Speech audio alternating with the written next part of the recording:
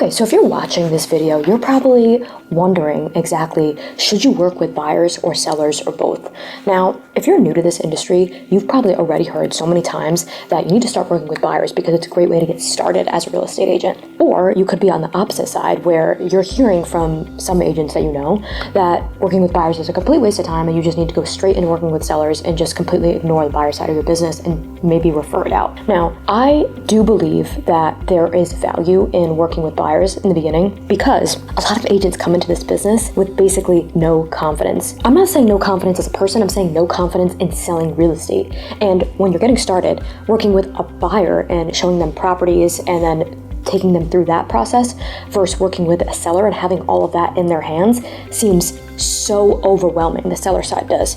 So I do think that that's the reason why so many people, when they get started in real estate, they end up working as a buyer's agent in the beginning because they're just so overwhelmed by the other side of the process. Now, I do have to say that I fully believe now, working in this industry for some time now, I do believe that being a seller's agent, so a listing agent, is so much more valuable than being a buyer's agent. So I'm going to tell the truth here. If you have the confidence, I do think that you should go straight into being a listing agent.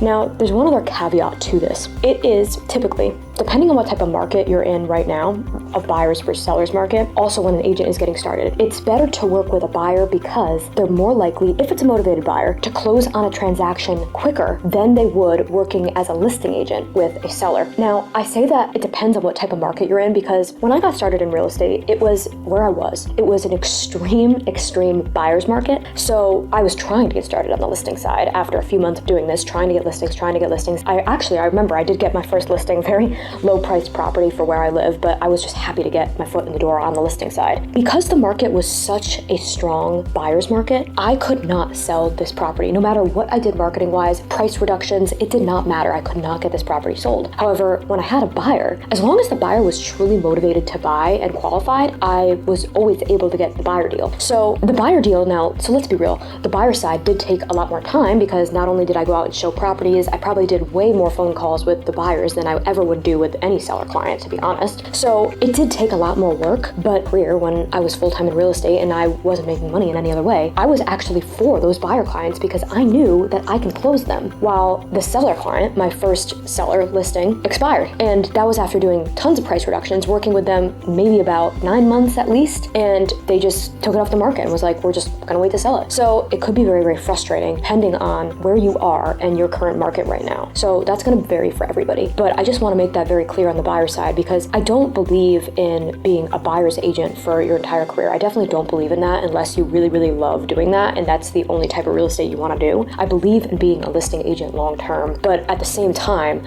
I do have to say that it sometimes could be very frustrating depending on where your market is. Now, if you are in a hot seller's market area, then I do suggest going straight into listings if you are confident enough to do that. Because being a listing specialist, you can truly maximize your business. It's a lot easier to maximize a listing portfolio and systemize it as a business owner than it is to systemize buyers. Now, I've seen some teams or some even solo agents that have made these incredible buyer systems that truly are probably better than their listing systems for being a seller's agent. I've never seen such complex, amazing systems, and these are agents from all over the country. There really are some truly incredible scaled buyers teams that solely focus on buyers out there. But I do think that typically it's a lot easier to do that and run a truly, not automated business, but close enough to automated business on the selling side. So I do want you to consider that. I want you to consider both options. So I have a team with my husband, and we are for agents starting off as a buyer's agent and if that's what they want to do and if they want to get that income going right away. So I just wanted to be very open and honest with you in this video because as always, that's my goal of this channel. I don't want to create a pretty picture for you at any times. I want this to be real and I want this to be realistic for you because talking to somebody in one market is different than talking to somebody in another market. Some people, some real estate coaches specifically, say real estate is the same everywhere. I do not believe that at all. It's also because I've been an agent